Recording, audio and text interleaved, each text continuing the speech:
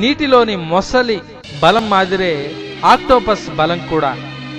పట్టిందా ఇంకంతే, పట్టు సడలనివ్వదు. నేటి నాయకులు చాలామంది ఆక్టోపస్ లాంటి వారే. పేదల పార్టీ అని చెప్పుకుంటూ పదవిని పట్టుకొని వేలాడుతుంటారు.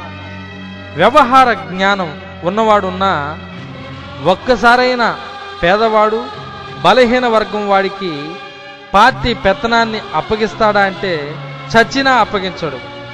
అవసరం అనుకుంటే సిద్ధాంతాలు తుంగలో తొక్కి తన కులం వాడితో కలిసిపోతాడు గాని అణగారిన వాడిని అందలం ఎక్కించడు. కావాలంటే మీరు గమనించవచ్చు.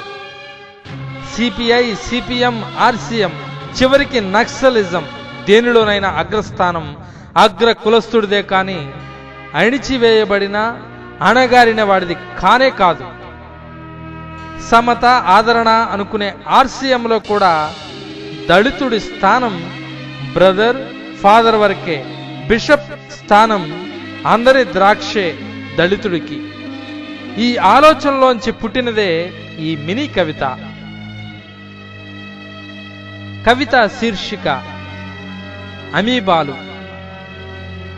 పేరుకు పేదల పార్టీ, పెత్తనం మాత్రం పెద్ద కులపోడిదే.